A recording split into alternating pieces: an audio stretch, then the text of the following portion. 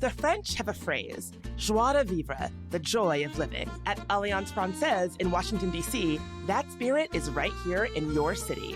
Language classes, cultural events, a community that makes French feel like home. And this summer, kids can dive into French immersion camps with weekly themes and field trips. And when you become a member, you save on all of it. Classes, camps, and events all year long. So discover your joie de vivre at francedc.org. That's francedc.org. This is Your City Could Be Better, because it could be. I'm David Plotz. If you love your city and still complain about it, you're in the right place. Can you remember the last time you were out until 4 a.m.? I cannot. Maybe it was with some crying, desperate to sleep baby decades ago. Maybe it was in college. But even people like me who are early bird specials know that among us, we have night owls. There are people who don't get started until midnight, people who can keep going and going and going. And Philadelphia has an experiment this summer to serve those night owls, to delight those night owls. It's going to allow bars to stay open until 4 a.m. in June and July to accommodate the crowds of people, the surging crowds of people expected in the city of brotherly love for the World Cup games there and for the semi-quincentennial, the celebration of the 250th anniversary of the Declaration of Independence. So today on Your City Could Be Better, would your city be better if it allowed really late nights and more partying? CityCast Philly host Trenae Nari, welcome to Your City Could Be Better. When was the last time you were out until 4 a.m.? David, thank you so much for having me. The last time I was out at 4 a.m., the year was 2010. The city was New York. I was single, no kids, 20-something. And my friends from Philly, they actually came down to visit. And I took them to a restaurant, a Jamaican restaurant in Manhattan. And we just danced the night away. Afterwards, I ran to an ice cream truck because I needed something on my stomach. I know it's like, ice cream, what? And I know for sure we saw the sunrise at 6 a.m. when we crawled out of the subway back to my apartment. Can I do that nowadays? Absolutely not. But like, it's so memorable for you. It was like a night. It was an amazing night for you. Okay. Yes. All right. So maybe that's going to happen for thousands of people in Philadelphia. So what time are bars in Philadelphia open till right now? So the latest ones stay open till 2 a.m., right? And there are a few after-hour clubs sprinkled in various parts of the city that might stay open after. But generally speaking, the last call is around 1:30. And then it's kind of like, you don't have to stay here, but you got to get out. And so the law says they've got to shut down at 2. Yes. And does the city, like if you walk around downtown Philly or to, cool neighborhoods in Philly now, you probably don't know this because it sounds like you're like me, you go to bed at 10 or something. But in what time does the city kind of shut down? Is it really going till 2 on Fridays and Saturdays or not really? It really shuts down earlier. It depends on what we're talking about. So kitchens at the restaurants close around 10 p.m. and then the bars are like 2. If you go to like a neighborhood bar around the corner from your house, they might close around midnight or even 11. But yeah, generally speaking, I would say the nightlife that does exist, it's definitely 2 a.m. And so do people feel like Philly is a good place to party? It's just different. It's different from since the pandemic. I mean, we've struggled just to get like businesses popping during the day. And the nightlife kind of went along with it. Some places that, we used to party in the clubs we used to go to, they just don't exist anymore. They never came back after the pandemic. There were a lot of concerns about safety over the years. And then we got to talk about those food options. A lot of the Wawas are gone. The big Wawas, they're gone. And so you say Wawa like everyone knows what you're talking about. Just explain what Wawa. Oh, Wawa is what I would call a 7-Eleven. Or it's like a 20. It's a 24-hour place. You can get gas. You can get some hoagies. You can get anything you might need to sustain yourself after 4 a.m. And I just want to highlight Philly's got a nighttime mayor, Raheem Manning. So he's the city's director of nighttime economy. And so the city has been working on so many different creative ways to kind of get things jump started again. So tell us a little bit about what's happening. So in June and July, Mm-hmm. bars will be allowed to stay open until 4? All bars, the whole city? What's going to happen there? So Philly bars, restaurants, and hotels, they can extend their closing times from 2 a.m. to 4 a.m. So this is happening between June 11th and July 20th. But they have to apply for a Philadelphia 250 permit from the Pennsylvania Liquor Control Board. Owners and managers have to also attend training sessions in person. And the application was $500, and that was all due April 14th. So if you didn't do it, it's too late. The other part of this, like I said, is the training. And to be approved, bars need to be up to date with their taxes. They have to be in good standing with all city regulatory agencies, right? So license and inspections, the public health department, basically have your paperwork done. But these trainings, they are actually calling this the Liberty Bell Safe Certification Program. And the trainings consist of conflict resolution, sexual harassment, DEI, active shooter awareness, human trafficking, crowd management, exit and dispersal planning, exterior safety monitoring, and health code compliance. It does sound quite elaborate. It also sounds like probably a pretty good idea, probably pretty useful to have that training anyway. Yeah, totally. So what are the main reasons why Philadelphia decided to do this? Who pushed it? How did it become a thing? David, this actually was a bipartisan bill signed by our Pennsylvania Governor, Josh Shapiro. And if you know anything about Pennsylvania politics, you know that our lawmakers do not agree on many things, but they did recognize that tourism has been down in recent years. And so there are so many big bets on these big events this year. So the projections are that, increased tourism, more dollars flowing through our economy. And like I said, the bill was bipartisan, no-brainer to help businesses capitalize off this moment. And this actually wasn't the first time that Harrisburg granted us this extension. Back in 2016, when Philly hosted the Democratic National Convention, these establishments were allowed to stay open until 4 a.m., but you had to have hosted an official DNC event. So it's going to be interesting. Some bars are choosing not to apply. They don't see how this summer is going to just magically change their lives financially. And some question even if all this effort is even worth it. Yeah, I mean, it would just be 2 extra hours. It's not a huge difference. I mean, Right. You can already stay open until 2. And so this was not the city itself. This was the state had to change the law for this. Right, because our liquor laws are connected to the state. But it's just for Philly. It's not for the whole state. No, just for Philly at this time. Mm-hmm. And what is it that's happening in Philly that makes this 4 a.m. close make sense? Is it, for example, if you're coming to see the Liberty Bell, it wouldn't have thought it would matter whether you could go out till 2 or 4. I don't think your history buffs are not 4 a.m. people. I wouldn't have thought. Maybe they are. Totally. So the idea was that these extended hours would get folks to get a few more extra hours, like the shift workers, get more money flowing into our neighborhoods, not just Center City. And because we're going to get an influx of tourists, the idea is that folks need to be able to watch all of the games of the FIFA World Cup.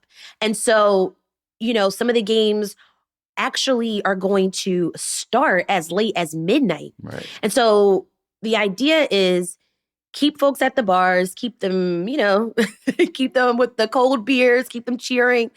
And a lot of our visitors from around the world, internationally, their culture is to, start the party at midnight, at 1 a.m. And so keep the bars open is sort of the idea.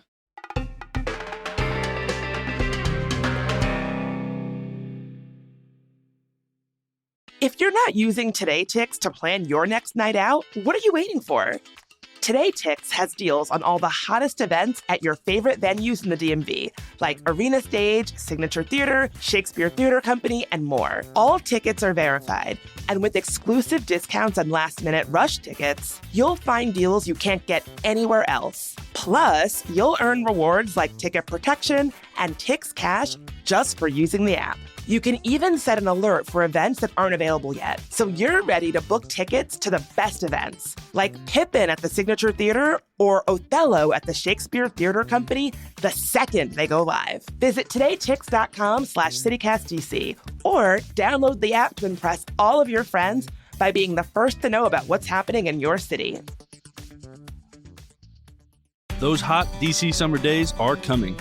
And when they do, your AC is going to be running nonstop and your utility bills are going to show it. But don't wait for the heat to hit. The pros at Window Nation can help you replace your old drafty windows with custom-built, energy-efficient ones at prices you'll love. Right now, Window Nation's Buy 4, Get 4 free sale is going on. That means you could replace every window in your house and get half of them free. Plus, 0 down and no payments or interest for 2 full years. Plus, Window Nation offers a lifetime warranty on all their windows, so you can relax knowing your home is protected far into the future. The sale ends soon. Schedule your free consultation today at windownation.com. So the people who advocate for this and who've supported this, sounds like it's bipartisan support. What is it they say is going to happen? You mentioned more shifts for workers. What else is going to happen? Happier tourists. Yeah, happier tourists. And also, like right now, our city lawmakers and state lawmakers are courting to get us to get the DNC back in 2028. And so, like, again, it's a big bet to keep these big events coming into the city. When you and I started talking about this, you mentioned some drawbacks. So what do people say are the drawbacks of keeping bars open till 4? What is the difference between keeping bars open till 4 as opposed to 2? Why is that going to be maybe a problem or not as good as it seems? Yeah. So, David, you know that Philly complains. And one of the complaints is about transit, right? And as we're recording this, SEPTA has no plan to extend services past 1 a.m. And so there's a deal right now Airbnb made with the city so that fans can ride the Broad Street line for free after the games. But what about the nighttime crowd after 2 a.m.? A lot of folks say that there's not going to be a lot of public transit. So then you would have to shift over to rideshare. It could be good for rideshare drivers, right? Prices might surge. They might get extra money in their pocket, but they have to stay up until 4, 4:30, 4:45, 5. If you're shipping people to the burbs, South Jersey, or even Delaware. But what's wrong with that? Like if the rideshare drivers make some money, the people who've gone to the bars are like, oh, I need to get home. So they're willing to pay for it. They're tourists. They're putting out money to pay for it. That seems fine. Why is that? Have you ever left a Phillies game, a Flyers game, a Sixers game, an Eagles game? The traffic is horrendous because there's not a lot of like options right now with SEPTA. I have never left any of those games because I would never go to a Philly sports event because I'm a regular, normal person. Well, the traffic is horrendous, right? And we've got a lot of small neighborhood streets. But at 4 a.m., the traffic's not going to be horrendous at 4 a.m. It's going to be, they're going to be people. They're going to be some people. It's not going to be thousands and thousands of people who are at the bars at 4 a.m. It's going to be some Will there extra be people. Thousands and thousands of people driving, doing rideshare? Those people have to stay up. They might not be night owls. It could be a problem, right? I'm just saying it could be. Okay, what else? What are the other drawbacks? Right. I said the Wawas, the food options. A bunch of drunk people don't have a lot of places to eat. There's not that many 24-hour diners anymore. Wawas are gone. There's I can count how many 7-Elevens are around the city. So the question is, if restaurant kitchens normally close around 10 p.m., do we have to keep staff on their feet to feed people, to keep the kitchens open? I mean, again, I believe in capitalism, and one of the things that capitalism does is that if there's a need, if people are there and they want to buy a burger, someone smart is going to be like, I'm going to stay open so that I can sell people burgers. It seems to me like if it makes sense for restaurants, they will make a bet and they will stay open, and if it doesn't, they won't, and then people will be a little bit hungry, and so be it. Yeah, I'm also looking into what will food carts and food trucks do? Are they going to be able to be around serving food at 4? I don't know yet. Any other issues that you see coming up with this? I mean, like I said, Philly complains a lot, and I know for sure that if people are stumbling into their Airbnbs or into the hotels at 4 a.m., someone's going to complain about the noise. That is definitely true. Someone will complain about the noise. Yes. That for sure will happen. This is really an experiment on not just the economics of Philly, but also transit, permitting, sanitation, gig economy, residents trying to sleep, and post-event cleanup efforts. Who's cleaning up all the throw up? Who's cleaning up the trash cans? That remains to be seen. And we'll see if this experiment works. I mean, hey, we are the city that started the experiment of democracy. I guess we can see this experiment. I mean, it seems to me like if I were working for the city of Philadelphia or the state of Pennsylvania, if I were in Mayor Parker's office, I would be like, we're going to make Philly just shine. Everything's going to be awesome. And they're going to have people, the trash crews are going to be working a little bit overtime during this period so that the streets look clean. And the cops are going to be out at night, checking in with your night mayor to make sure that things are secure and there's nothing too rowdy going on with the fans of the Uruguay World Cup team against the fans of the South Korean World Cup team. So I feel like it's a time to shine, and this keeping the bars open later will probably just help a little bit. I bet you don't have any major incidents from it. I think it's going to be looked back on as a success. That's my prediction. Oh, for sure. So one thing we like to ask people on Your City Could Be Better is what the lessons are for other cities. So what are the lessons of keeping the bars open late in Philadelphia? I mean, keep in mind, of course, that hasn't happened yet. But what do you think the lessons are for other cities? For any other city listening, steal this idea from us to support small businesses, support your restaurants, your bar scene, bring life back into the nightlife in your city.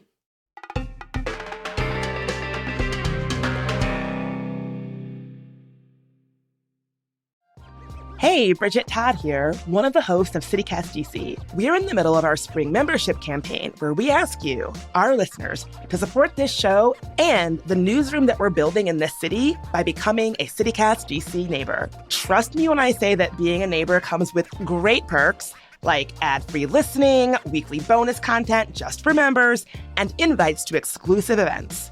So all that stuff is great, but even more than that, member support is the financial fuel that we need to keep showing up for our city. And here's a little taste of why your actual neighbors support this show. Matt H. says, reliable local journalism is essential for developing community and holding people in power accountable. Matt, that is the truth. Jake H. says, I love the local approach to journalism and understanding that news in this city is more than just what happens between the Hill and the White House. You said it, Jake H. And Katie K says, I'm a small business owner in DC who wants to support other local initiatives, and CityCast is one of the best ways to stay plugged into what's going on in my city. Thank you, Katie K. So to join these fine folks in becoming a CityCast DC neighbor, head to membership.citycast.fm/CityCastDC. It's only $10 a month or $100 for the year. And if you join this week, you get a super cute tote. I have it. I love it. I can confirm it is a great tote. That's membership.citycast.fm/CityCastDC. Thanks so much. We deeply appreciate y'all.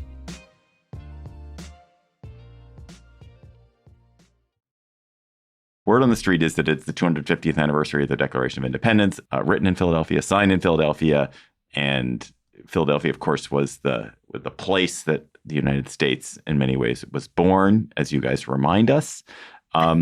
And it's very exciting to think that this country has had 250 years, a great experiment. It's, we've accomplished a lot. But this is happening. This celebration is happening at a time when a lot of people, including a lot of people in Philly, are pretty gloomy about the state of the nation and the state of our democracy. And so I'm curious how you all are managing to celebrate, or how you will manage to celebrate the 250th, the semi-quincentennial, but also not feel that you're serving a Trump narrative, which I think probably a lot of people in Philly don't want to serve. I don't think a Philadelphian centers their life around any president's agenda. Let's put that out there. We've been celebrating since January. We're hosting these first festivals. So we're celebrating our beautiful city, the first hospital, the first volunteer fire company, the first African Methodist Episcopal congregation, the first authentic Chinese friendship gate. Do you have a different celebration for each of those? Was there like the first hospital celebration? You did that? Yeah. Those are different celebrations. Where was the first hospital? Do you know? Pennsylvania Hospital, founded by Benjamin Franklin. He founded everything. I bet he founded the first fire brigade, too. The first volunteer fire brigade, I bet, was Ben Franklin. Anyway, go ahead. Sorry, I interrupted you. No, all good. So yeah, sprucing up our streets, preparing to host block parties in our neighborhoods, and a range of art exhibits. We're going to have our annual Adune Day Festival, which celebrates African American culture in South Philly. We've got Philly Pride Festival along the Parkway, Juneteenth Parade in West Philly, and July 4th concert and fireworks show. It feels so good right now to be a Philadelphian. And of course, we got our sports teams, of course. And so the city overall is just modeling how to highlight the country's history without ignoring the nation's past. And to catch you up, there was an executive order from President Trump to remove mentions of slavery from the president's house, which is an outdoor national historic site over on 6th and Market Streets, where President George Washington lived, and he had 9 enslaved men and women working and living there. And the city not only fought these changes in court, which is still an ongoing legal battle, but now we get to celebrate Own a Judge Day, which will be celebrated on May 21st. And this is a commemoration of Judge, who was one of 9 enslaved people living there, working at the president's house, who managed to escape to freedom and was never caught after several attempts were made to bring her back to the Washingtons. So Philly is modeling how we can celebrate America without whitewashing its history and ignoring its cruel past. That's great. I did not know about Own a Judge Day. That's awesome. The story of Washington, I read a little bit about this when I first heard this about the president's house a few months ago. And it's outrageous. It's even more outrageous than just that they had enslaved people living there. It's that he would literally cycle his slaves up from Virginia to Philly and then back down to Virginia, because if they stayed a certain amount of time, they were eligible to be free. But as long as they didn't stay that long, they couldn't be petitioned for their freedom. And so it was just a very deliberate act on his part, which is depressing. I think I live in D.C. and of course we too are going to be one of the centers of the celebration of the semi-quincentennial, and it's being pretty heavily Trumpified. There's going to be a UFC fight, I think, on the White House grounds. There's going to be some kind of car race through the streets of D.C. There also is going to be some cool stuff. There's a very cool sounding state fair, and I am ambivalent because I find that his version of how to celebrate the country's history is probably not my version of how to celebrate the country's history. And I don't want to be too much part of it. On the other hand, this is a country we all share. It sounds like Philly is striking a good balance there. Yeah. And I would say, I think Philly just leans into folks who have over the years done a lot of community organizing, folks who are not afraid to speak up. And we've been having these honest conversations from City Hall to North Philly, South Philly, all around town. Trenae Nuri, host of CityCast Philly, thanks for coming on Your City Could Be Better. You can listen to Trenae every weekday on CityCast Philly. Thanks, David.